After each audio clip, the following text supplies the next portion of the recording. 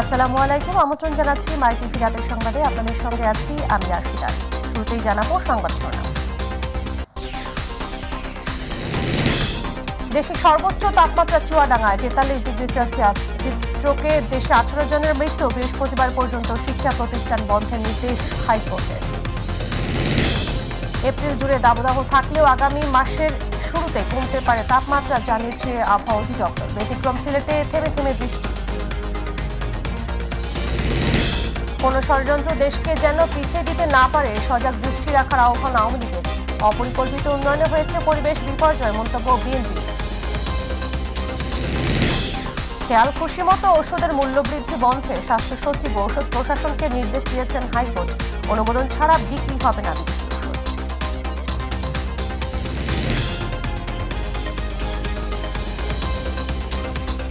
বলছিলাম সংবাদ শিরোনামগুলো, এবারে বিস্তারিত।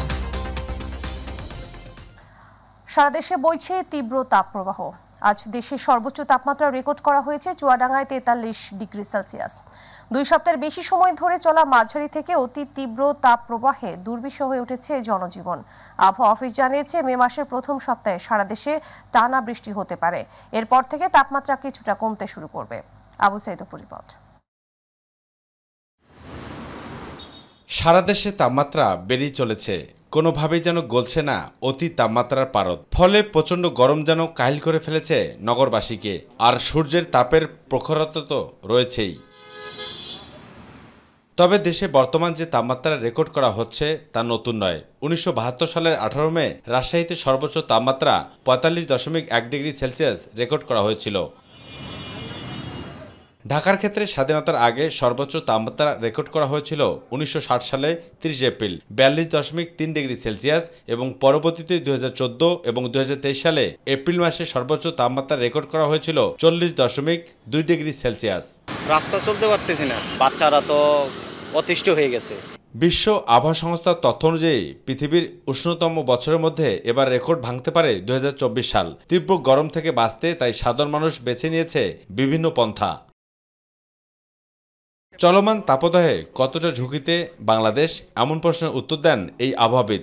আর তীব্র এই তাপদাহ কবে নাগাদ কমবে সে বিষয়েও আগাম বার্তা দিলেন তিনি। আমরা আগেই বলেছি যে বর্তমান যে তাপপ্রবাহ, সেই তাপপ্রবাহ থেকে পরিত্রাণের একমাত্র উপায় হলো বজ্রবৃষ্টি বা কালবৈশাখী ঝড় অথবা নর্মাল বৃষ্টিপাত। যেহেতু এই 1 মাস ধরে বৃষ্টিপাতের তীব্রতা কমে গিয়েছে, সেই জন্য এই তাপপ্রবাহ 76 সালের মধ্যে এরিয়া কভারেজ এবং ব্যক্তিকালের বিবেচনায় সবচেয়ে বড় তাপপ্রবাহ ছিল। আমরা আশা করি যে 2 তারিখ থেকে এই বজ্রঝড়ের তীব্রতা একটু বৃদ্ধি পাবে এবং বিদ্যমান যে তাপপ্রবাহ তার তাপমাত্রা কিছুটা কমে গিয়ে স্বস্তিদায়ক পরিস্থিতি তৈরি হতে পারে।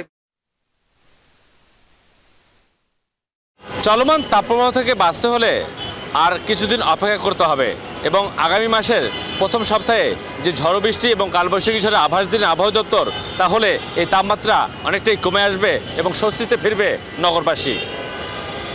আবু সাইদপুর, মাই টিভি, ঢাকা। এদিকে অসহনীয় গরমে দেশের বিভিন্ন স্থানে হিটস্ট্রোকের মতো ঘটনা ঘটছে। অতিরিক্ত তাপ প্রবাহে ও হিটস্ট্রোকে এখন পর্যন্ত 18 জনের মৃত্যু হয়েছে। এমন পরিস্থিতির মধ্যেই হাইকোর্ট প্রাথমিক, মাধ্যমিক স্কুল ও মাদ্রাসার ক্লাস বৃহস্পতিবার পর্যন্ত বন্ধ রাখার নির্দেশ দিয়েছেন। উচ্চ আদালতের আদেশ বাস্তবায়নে ইতোমধ্যে বৃহস্পতিবার পর্যন্ত দেশের সব প্রাথমিক বিদ্যালয় বন্ধের নির্দেশ দিয়েছে প্রাথমিক ও গণশিক্ষা মন্ত্রণালয়। মহিবুল কাদেরের রিপোর্ট। সূর্যের তাপে যেন পুড়ে যাচ্ছে সব, বাতাসে যেন আগুনের হলকা। কংক্রিটের দেয়াল কিংবা ছাদ ফুঁড়েও তাপ ঢুকছে শরীরে। গরমের দাপটে দিশেহারা কাকের দল গা ভেজাচ্ছে রাজধানীর জলাশয়ে। এদিকে শিক্ষা প্রতিষ্ঠান খোলার পর তাপপ্রবাহে সারা দেশে এখন পর্যন্ত 18 জনের মৃত্যুর ঘটনা ঘটে। এ বিষয়ে সকালে বিচারপতি AKM কামরুল কাদের ও বিচারপতি খিজির হায়াতের হাইকোর্ট বেঞ্চ স্বপ্রণোদিত হয়ে আগামী বৃহস্পতিবার পর্যন্ত স্কুল মাদ্রাসা বন্ধ রাখার নির্দেশ দেন। এদিকে রাজধানী জুড়ে তাপপ্রবাহ থেকে রক্ষা পেতে ফুটপাতের কোমল পানীয়ের দোকানে ধর্ণা দিচ্ছেন কর্মজীবীরা। প্রতিদিনেই 40-এর উপরে থাকে, আর কত গ্লাস যে শরবত খায় এটা কাউন্টিং ছাড়া। আর যেখানে দোকান পাই সেখানেই শরবত খাই, কারণ এটা আমাদেরই মিস্টেক। কেননা আমরা অনেক কিছু রেকর্ড করি, এই যে কিছুদিন আগে আলপনা করে রেকর্ড করলাম, কারণ গাছ লাগানো একটা রেকর্ড করা দরকার, তাহলে আমরা হয়তো ইনশাআল্লাহ ছাড় পাবো। আসলে এরকম গরম অবস্থা থাকলে তো বাচ্চা কাচ্চা আমার সমস্যা হলে আমি স্কুলে পাঠাবো না। আমার যেটা সিদ্ধান্ত, যেরকম গরম যতদিন না কমে অন্তত বাসায় সাপোর্টটা দেবো আর কি। শরীর এখনো ঘেমে গেছে, রুমাল দিয়ে মুছতেছি, কাজও করা লাগবে, দেখতে হবে।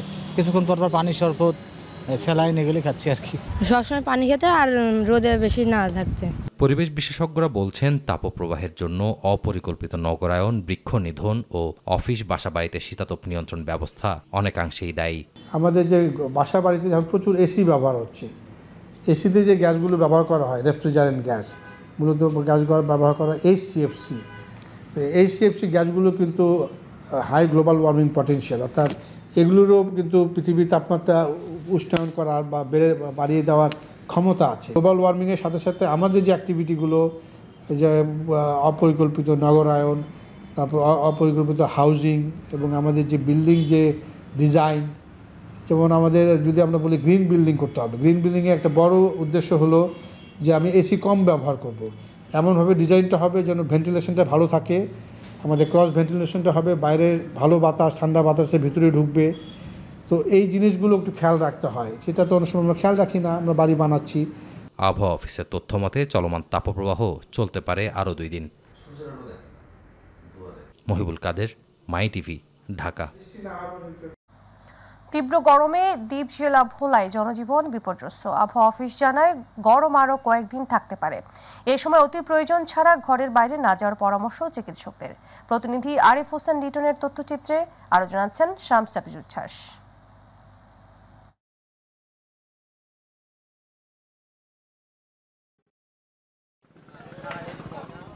বৈশাখ আসতে না আসতেই তীব্র গরমে রীতিমতো নাস্তানাবুদ ভোলার সাধারণ মানুষ। দিনে সর্বোচ্চ তাপমাত্রা যেন বেড়েই চলেছে, তাই তো দূরত্ব কৈশোর তাপের দাপট কমাতে ছুটছে জলের কাছে। গরমের তীব্রতা কমাতে ঠান্ডা পানিতে যে যেভাবে পারছেন খুঁজছেন শরীরের প্রশান্তি। যেখানে সেখানে ছায়ায় বিশ্রাম নিচ্ছে সাধারণ মানুষ, স্বস্তি পেতে খাচ্ছেন ঠান্ডা শরবত বা ডাব। রোদ্রের প্রচন্ড গরমে এখন টিকতে না পারিয়া বোতলের ভিতরে বরফ ঢুকিয়া তারপরে খাইতেছি ঠান্ডা পানি। যে রোদ ধরে এই রোদ লাগে আরো জানা ঠ্যাং ঘুরিয়ে যাইতে আছে রোদের তাপে। যাদের দিনে দিন চালাতে হয় তারা কাজ না করতে পেরে বেগ পেতে হচ্ছে বেশ। অল্পতেই হাঁপিয়ে উঠছে শ্রমজীবী মানুষেরা। বলছে প্রচন্ড গরমে কাজে নামতে পারছেন না, কাজ পেলেও আগের মতো মজুরিও পাচ্ছেন না তারা। কাজ কাম করতে হয় না গরমের লেগে। না গরমে বহুত অস্থির লাগতে আছে, কি করুম, গরমের ভিতরে তো কাজ না করে উপায় নাই। এত গরম পোলাপাইন থাকতে পারছে না। এমন পরিস্থিতিতে বেশি করে পানি পান, অযথা বাড়ির বাইরে না যাওয়া ও যত্রতত্র খাবার গ্রহণ না করার পরামর্শ চিকিৎসকদের। অন্যদিকে আগামী কয়েকদিন বৃষ্টিপাত হওয়ার সম্ভাবনা নেই বলে জানিয়েছে আবহাওয়া অফিস। যাদের খুব প্রয়োজন নেই, জরুরি প্রয়োজন নেই, এমন সময় আপনারা রোদের সময় বাইরে বেরোবেন না। যাদেরকে বের হতেই হয় দয়া করে একটি ছাতি অন্তত হাতে করে নিয়ে বের হবেন, সাথে একটি পানির বোতল নিয়ে বেরোতে পারলে খুবই ভালো হয়। অতিরিক্ত যদি অবচেতন মনে হয় বা অর্ধচেতন মনে হয়, তার গায়ে একটু বরফ মেশানো ঠান্ডা পানি দিয়ে মুছতে পারলে দ্রুত তাপমাত্রা কমে আসবে এবং ভালো হবে। অতিরিক্ত তাপমাত্রা ছাড়াও বাতাসে জলীয় বাষ্প বেশি থাকায় গরম লাগছে বেশি, তাই সেই বিবেচনায় বহাল রয়েছে হিট অ্যালার্টও। শামস উচ্ছ্বাস, মাই টিভি, নিউজ ডেস্ক। সারা দেশে তাপপ্রবাহ বিরাজ করলেও সিলেটে মাঝে মধ্যেই বৃষ্টি হচ্ছে। গত শনিবার সন্ধ্যা 6টা থেকে রবিবার সন্ধ্যা 6টা পর্যন্ত বৃষ্টিপাতের পরিমাণ 16 মিলিমিটার। সর্বনিম্ন তাপমাত্রা ছিল 22.8 ডিগ্রি সেলসিয়াস। এদিকে আগামী 3 দিন বিভাগটিতে বৃষ্টির পূর্বাভাস দিয়েছে আবহাওয়া অফিস। এতে বলা হয় আগামী 3 দিন সিলেট বিভাগে 2-1 জায়গায় অস্থায়ীভাবে দমকা অথবা ঝড়ো হাওয়া সহ বৃষ্টি অথবা বজ্রসহ বৃষ্টি হতে পারে। সেই সাথে কোথাও কোথাও হতে পারে বিক্ষিপ্তভাবে শিলাবৃষ্টি।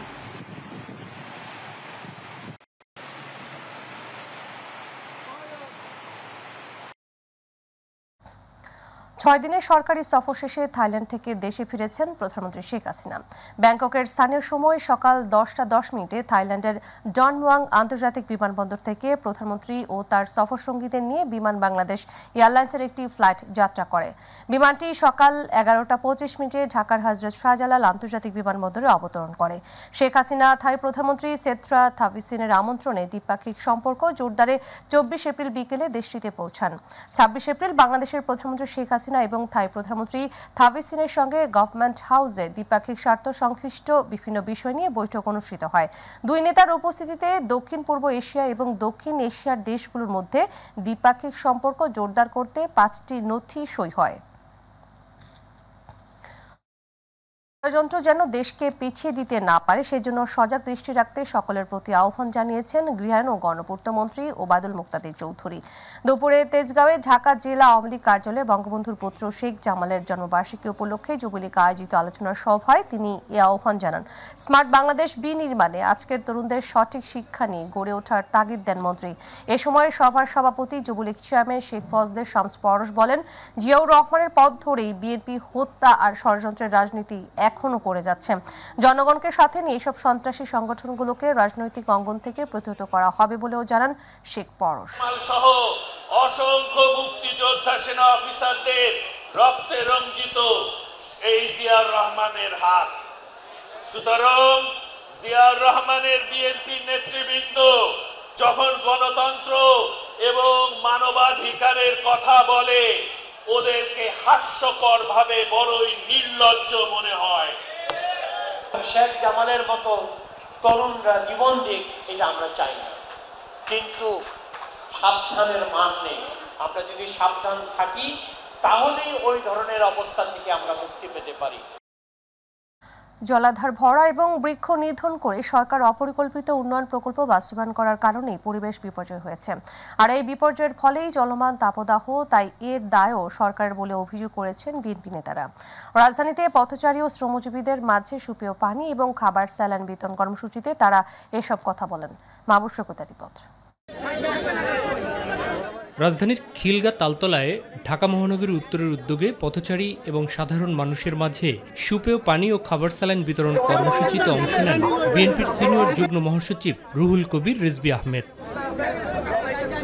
বিতরণ পূর্ব বক্তব্যে পরিবেশ বিপর্যয়ের জন্য সরকারের অপরিকল্পিত উন্নয়ন কর্মকাণ্ডকে দায়ী করেন বক্তারা। বাংলাদেশের যে নদী নালা রয়েছে সেগুলিকে ভরাট করে এই আওয়ামী সরকারের সিন্ডিকেট বাহিনী তাদের স্থপনা তৈরি করে নিজেদের পকেট ভারী করছে। তারা শুধু বৃক্ষ নিধন করছেন, তারা গাছ লাগাচ্ছেন না, নিধন করছেন। অত উল্লাস করেন না, অত বাহাদুরি দেখিয়েন না। কে কোথায় কি করেছেন তার রেকর্ড কিন্তু জনগণ রাখছে। গণতন্ত্রকে ধারাবাহিকভাবে এখন কেটে টুকরো টুকরো করেছে এই সরকার। ফকিরাপুলে ঢাকা মহানগরী দক্ষিণ বিএনপির একই কর্মসূচিতে অংশ নেন দলের চেয়ারপারসনের উপদেষ্টা আব্দুস সালাম। এর আগে বক্তব্যে অপরিকল্পিত উন্নয়ন প্রকল্প কেবলমাত্র ক্ষমতাসীনদের স্বার্থ রক্ষার জন্যই বাস্তবায়ন হয়েছে বলে অভিযোগ করেন বিএনপি নেতারা। সুন্দরবনের কাছে কয়লা ভিত্তিক বিদ্যুৎ রাফাল যেটা তারা করেছে সেটার বিরুদ্ধে সবাই মানা করেছে। আওয়ামী লীগের উন্নয়ন, কারণ এই মেগা উন্নয়নের নামে মেগা চুরি। এই সরকার লুটেরাদের সরকার, তাই এই সরকার ক্ষমতায় থাকলে মানুষের কোনো উপকার হবে না। এদিকে আদালতে আত্মসমর্পণের পর জামিন নাকচ করে যুবদল সভাপতি সুলতান সালাউদ্দিন টুকুকে কারাগারে পাঠানোর প্রতিবাদে নয়াপল্টন কেন্দ্রীয় কার্যালয়ের সামনের সড়কে বিক্ষোভ করে দলটির নেতাকর্মীরা। মাহবুব সৈকত, মাই টিভি, ঢাকা। অনুমোদন ছাড়া বিদেশি ওষুধ বিক্রি বন্ধের নির্দেশ দিয়েছেন হাইকোর্ট। এছাড়া খেয়াল খুশি মতো ওষুধের দাম বাড়ানো বন্ধে স্বাস্থ্য সচিব ও ওষুধ প্রশাসনকে নির্দেশ দিয়েছেন আদালত।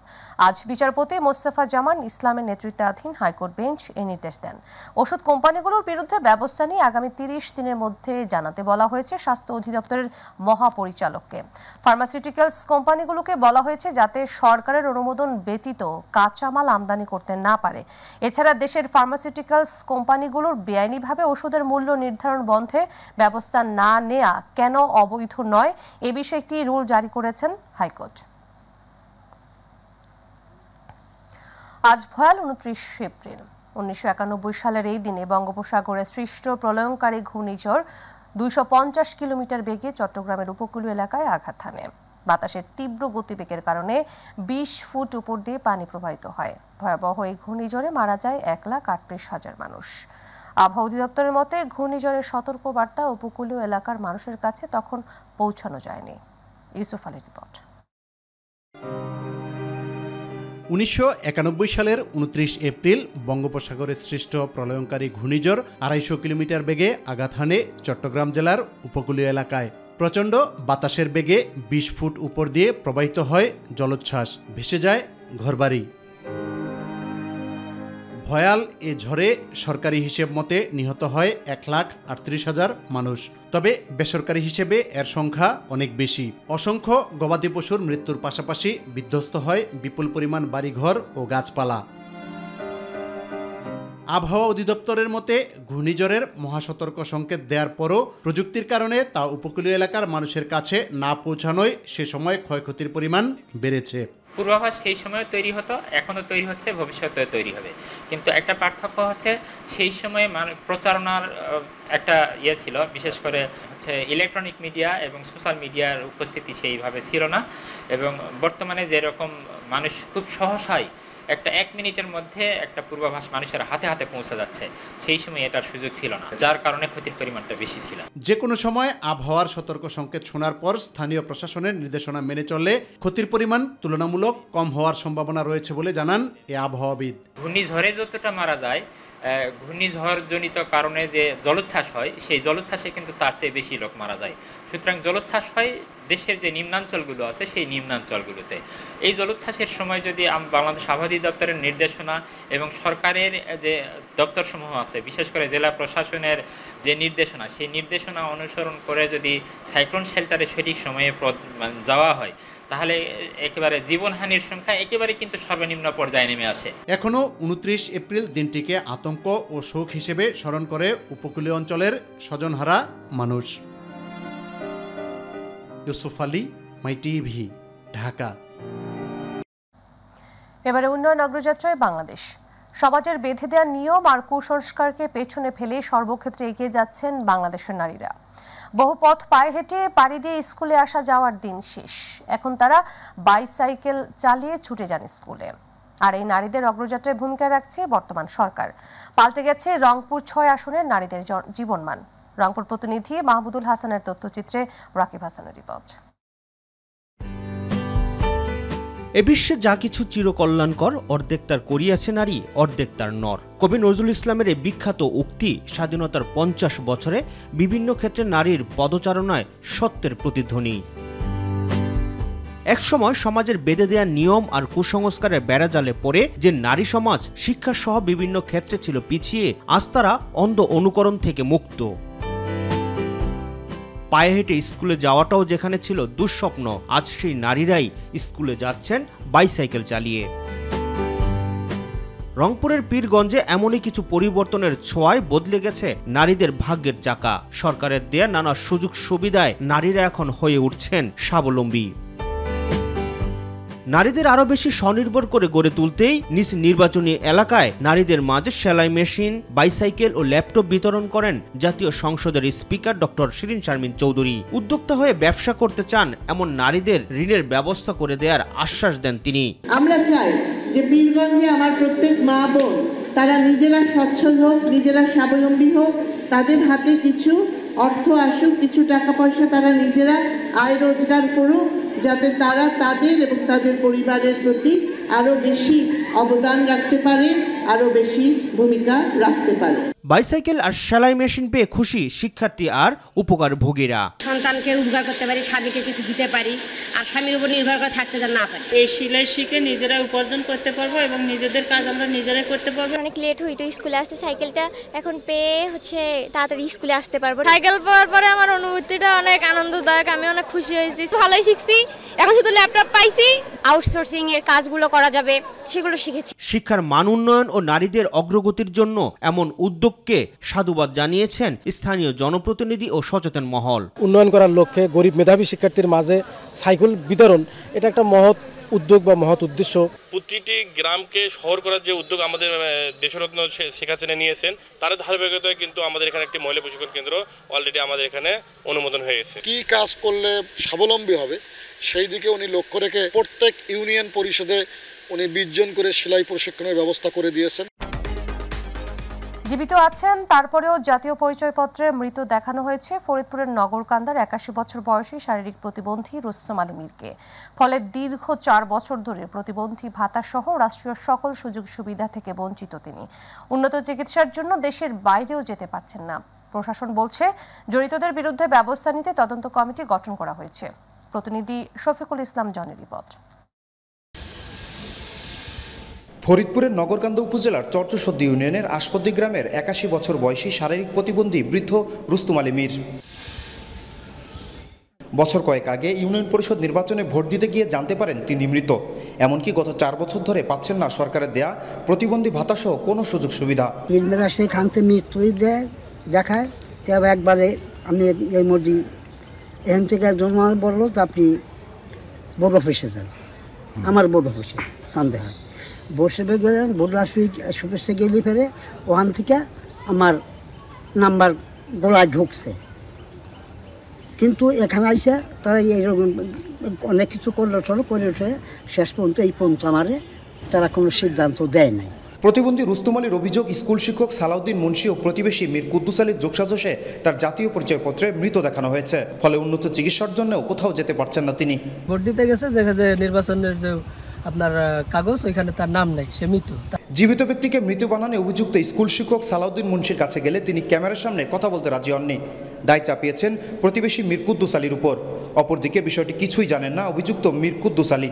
আমি আমার ভোটারের তালিকায় ভোটারের ছবি দেখে প্রতিবেশীর মাধ্যমে আমার তথ্য সংগ্রহের ক্ষমতা আছে।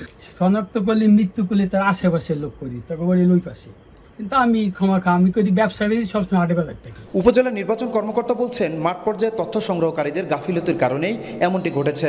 আর দোষীদের বিরুদ্ধে ব্যবস্থা নিতে তদন্ত কমিটি গঠন করা হয়েছে বলে জানান উপজেলার নির্বাহী কর্মকর্তা। এলাকাতে বাড়ি বাড়ি গিয়ে যে তথ্য সংগ্রহ করছিলেন, ওই সময়ে মীর কুদ্দুস আলী নামে এক ব্যক্তি উনি মৃত হিসাবে শনাক্ত করেন।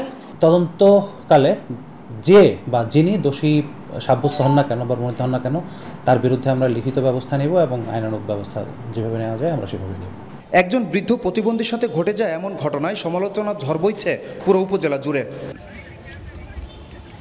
শফিকুল ইসলাম জনি, মাই টিভি, ফরিদপুর।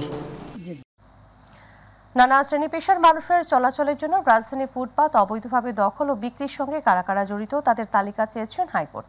একই সঙ্গে একটি উচ্চ পর্যায়ের কমিটি গঠন করার নির্দেশ দিয়েছেন আদালত। ফুটপাত বিক্রি ও অবৈধ দখলকারীদের সঙ্গে কারা কারা জড়িত তা আগামী 13 মে অর্থাৎ 15 দিনের মধ্যে ঢাকা দক্ষিণ ও উত্তর সিটি কর্পোরেশনকে জানানোর জন্য বলেছেন আদালত।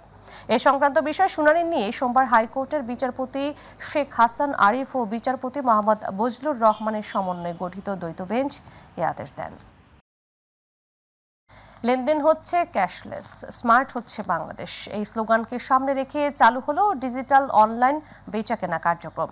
আর এর মাধ্যমে এখন থেকে বাংলা কিউআর ও পিওএস মেশিন থেকে সহজে পেমেন্ট গ্রহণ করতে পারবেন ব্যবসায়ীরা। রাজধানীর খিলগাঁও তালতলা সুপারমার্কেটে আর্থিক লেনদেন ক্যাশলেস সেবা কার্যক্রম উদ্বোধন করেন ঢাকা উত্তর সিটি কর্পোরেশনের মেয়র আতিকুল ইসলাম। জাহিদ আহমেদ বাবু রিপোর্ট। নগদ টাকা দিয়ে কেনাকাটা আর নয়, ক্রেতারা এখন থেকে সহজেই প্রয়োজনীয় সব কেনাকাটা সেরে ফেলবেন অনলাইন ক্যাশলেস সেবা কার্যক্রমের মাধ্যমে। রাজধানীর খিলগাঁও তালতলা মার্কেটে ডিজিটাল কেনাকাটা সেবা কার্যক্রম উদ্বোধন করেন ঢাকা উত্তরের মেয়র। আর এই সেবার মাধ্যমে ক্রেতা সাধারণ স্বল্প সময়ে তাদের প্রয়োজনীয় কেনাকাটা সেরে ফেলতে পারবেন বলে জানান আতিকুল ইসলাম। পকেটে যখন কিউআর কোড থাকবে বা এমএফএস কার্ড থাকবে, তো ডেবিট ও credit card immediately you can buy this one. তো এতে কি হবে, বিজনেস লেনদেন কিন্তু আরো অনেক বেড়ে যাবে। সুতরাং বিজনেস কমার তো কোনো প্রশ্নই ওঠে না, রাদার দেন এটা মাল্টিপল করে বিজনেস বাড়তে থাকবে। বাংলা কিউআর ও পিওএস মেশিনের সাহায্যে সহজেই লেনদেন গ্রহণ করতে পেরে খুশি ক্রেতা বিক্রেতারা। জিনিসটা তো আরো আগে করা উচিত ছিল, কেননা বাংতি টাকার যে প্রবলেম, এখন আর বাংতি টাকার প্রবলেমটা আর আমাদের হচ্ছে না। টুকিটাকি জিনিসই কিনলাম, অত বড় পেমেন্ট না। আমি আসলে কখনো চিন্তা করি নাই এরকম একটা গ্রোসারি শপে আমি ক্যাশলেস ট্রানজাকশন করতে পারবো। এই সেবা কার্যক্রম চালু হবার ফলে ভোক্তারাও নগদ টাকা বহনের ঝুঁকিমুক্ত হবেন। 500 টাকা 1000 টাকার নোট নিয়ে আসে, আমরা ওইটা তাকে ওইভাবে ফেরত দিতে পারি না। এখন সেক্ষেত্রে সে তার টাকাটা যে অ্যামাউন্ট, এটা ইলেকট্রিকভাবে বা এই ক্যাশলেসভাবে আমাদেরকে পেমেন্ট করতে পারবে। এখান থেকে কিনলাম আজকে আপনার ফুচকা, তো আমি পেমেন্ট করে খুব ভালো লাগলো। আমার কাছে এত শর্ট টাইমে পেমেন্ট করতে পারছি, আমার ভাঙতি টাকা বের করতে হয় নাই, আমার ওয়ালেটটা বের করতে হয় নাই। জাহিদ আহমেদ বাবু, মাই টিভি, ঢাকা। বাংলাদেশ ও চীনের সম্পর্ক সবসময় বন্ধুত্বপূর্ণ, তাই মাতৃভাষার সাথে চাইনিজ ভাষা শেখারও গুরুত্বপূর্ণ বলে উল্লেখ করেছেন নর্থ সাউথ বিশ্ববিদ্যালয়ের চাইনিজ ল্যাঙ্গুয়েজ বিভাগের প্রধান মা শাইয়েং। ওয়ার্ল্ড চাইনিজ ল্যাঙ্গুয়েজ ডে উপলক্ষে এনএসইউতে আয়োজিত অনুষ্ঠান শেষে এই কথা জানান তিনি। চীনের সাথে বাংলাদেশের অর্থনৈতিক ও বাণিজ্যিক সম্পর্ক দৃঢ় উল্লেখ করে তিনি আরও বলেন, দুদেশের সংস্কৃতি বিনিময় এবং ভাষার দূরত্ব ঘোচাতে সম্পর্ককে আরও জোরদার করতে হবে।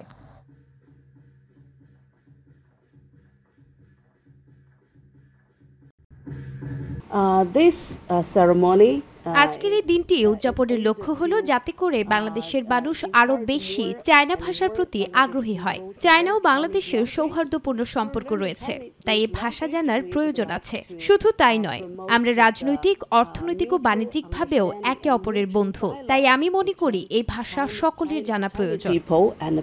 সংবাদের শেষ প্রান্তে আমরা, তবে যাবার আগে সংবাদ শিরোনামগুলো জানিয়ে দিচ্ছি আরো একবার। দেশে সর্বোচ্চ তাপমাত্রা চুয়াডাঙ্গায় 43 ডিগ্রি সেলসিয়াস। হিটস্ট্রোকে দেশে 18 জনের মৃত্যু। বৃহস্পতিবার পর্যন্ত শিক্ষা প্রতিষ্ঠান বন্ধের নির্দেশ হাইকোর্টের। এপ্রিল জুড়ে দাবদাহ থাকলেও আগামী মাসের শুরুতে কমতে পারে তাপমাত্রা, জানিয়েছে আবহাওয়া অধিদপ্তর। ব্যতিক্রম সিলেটে থেমে থেমে বৃষ্টি। কোন ষড়যন্ত্র দেশকে যেন পিছিয়ে দিতে না পারে, সজাগ দৃষ্টি রাখার আহ্বান আওয়ামী লীগের। অপরিকল্পিত উন্নয়নে হয়েছে পরিবেশ বিপর্যয়, মন্তব্য বিএনপি। খেয়াল খুশি মতো ওষুধের মূল্যবৃদ্ধি বন্ধে স্বাস্থ্য সচিব ও ওষুধ প্রশাসনকে নির্দেশ দিয়েছেন হাইকোর্ট। অনুমোদন ছাড়া বিক্রি হবে না বিদেশি ওষুধ।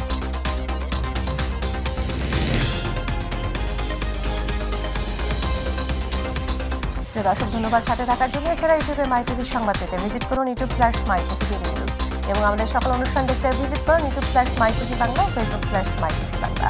পরবর্তী সংবাদ রাত 9টা 30 মিনিটে দেখার আমন্ত্রণ জানিয়ে বিদায় নিচ্ছি। আসবেন।